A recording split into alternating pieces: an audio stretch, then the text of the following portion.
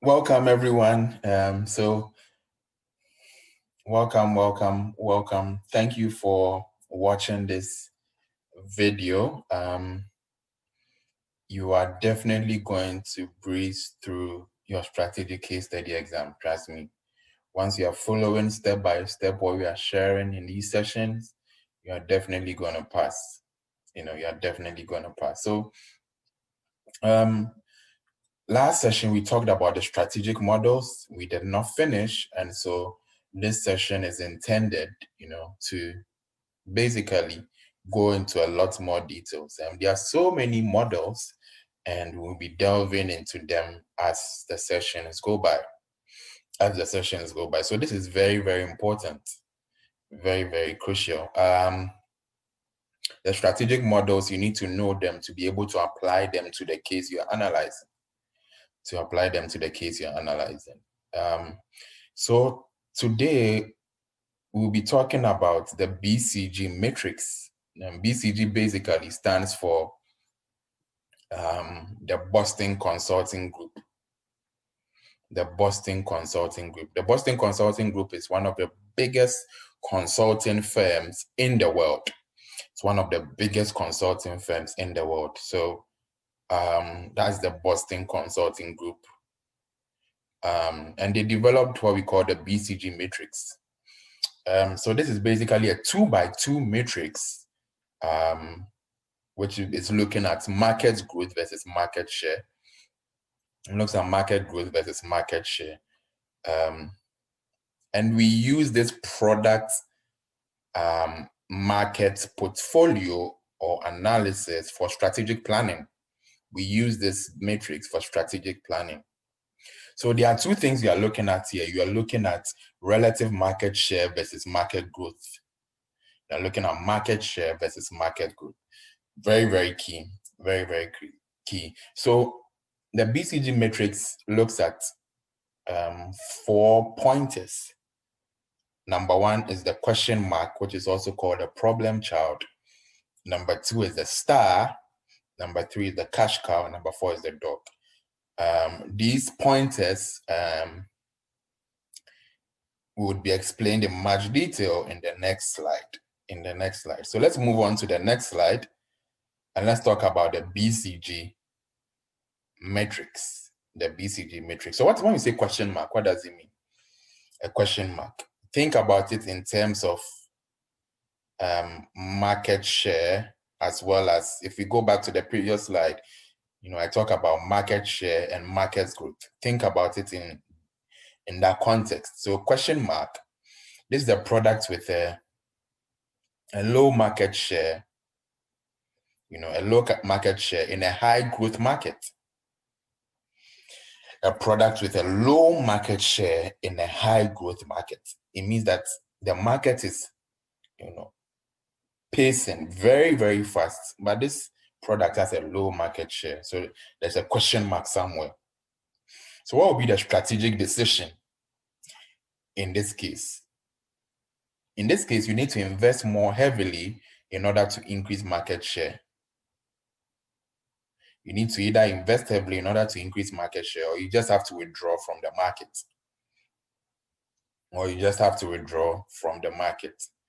So that's about question mark.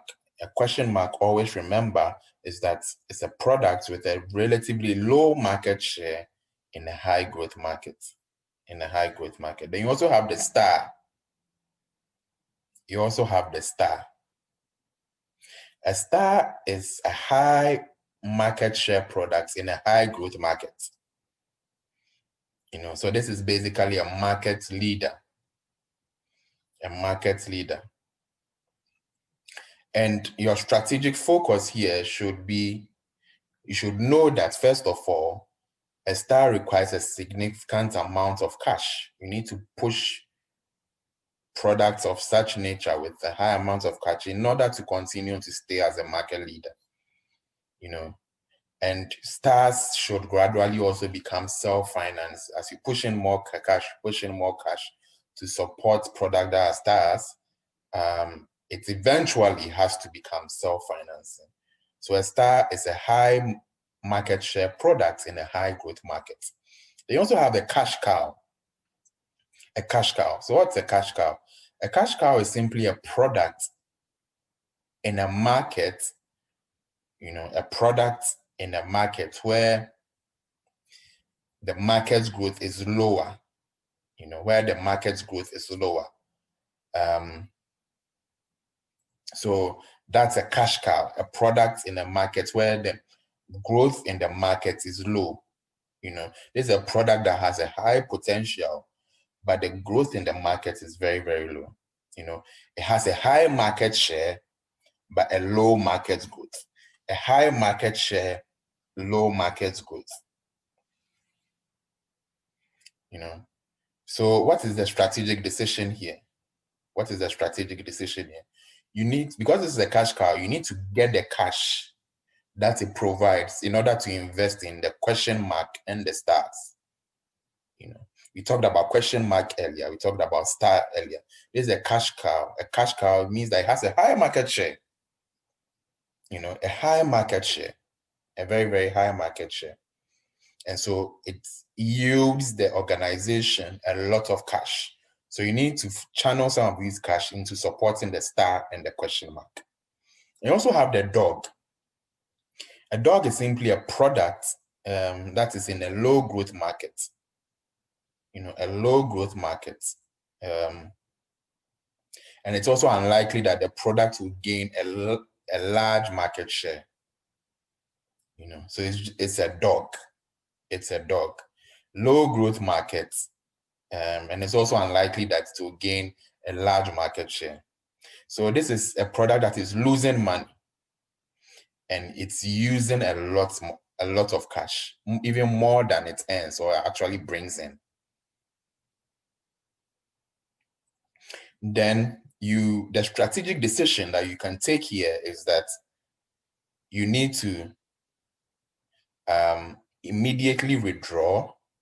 You need to consider whether to immediately withdraw or stay in, let the product stay in for a while to see if it can bring some cash flows in a few more years.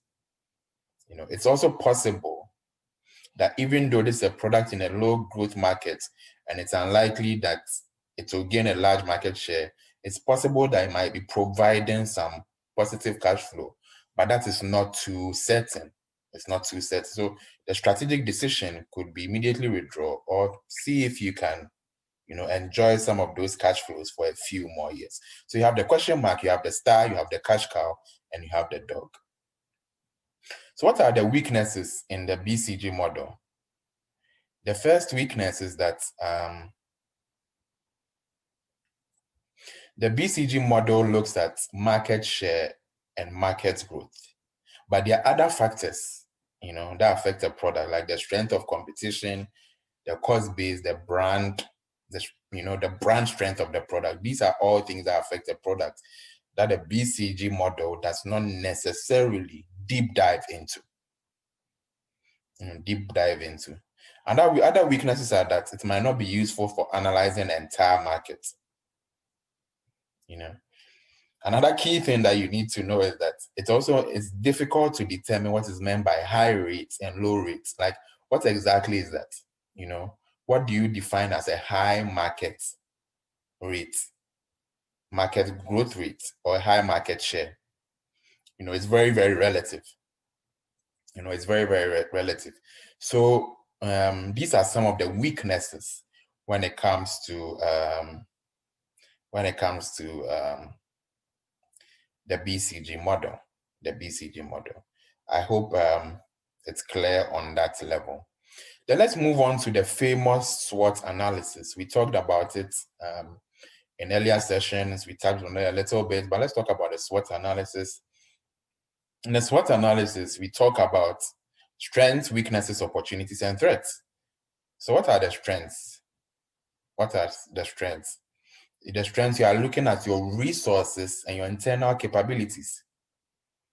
Your resources and your internal capabilities.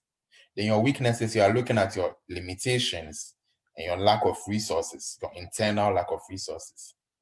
Now, when you look at the SWOT, you have strengths, weaknesses, opportunities, and threats.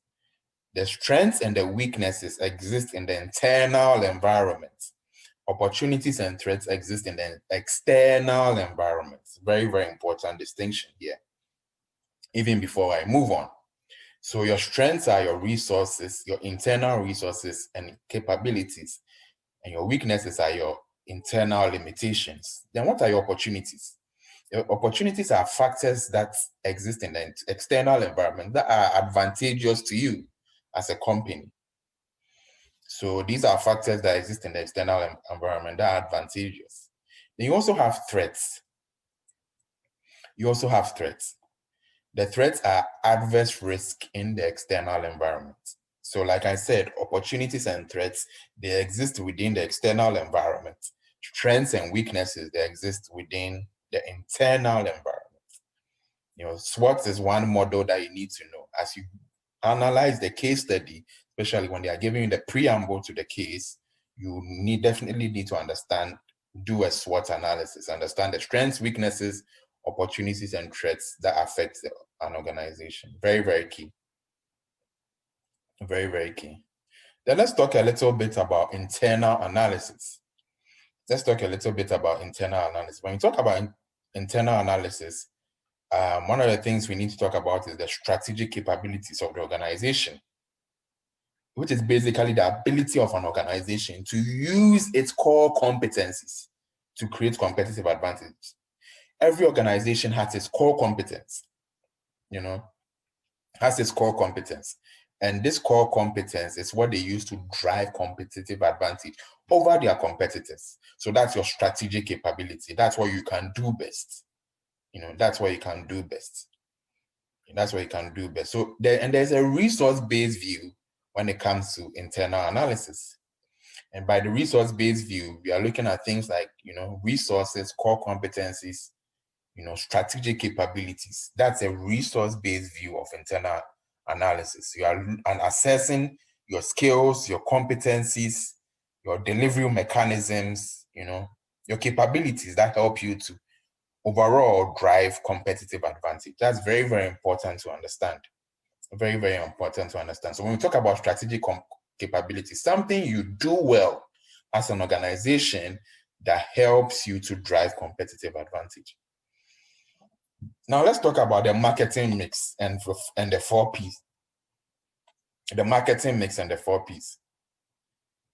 Every organization has a marketing approach.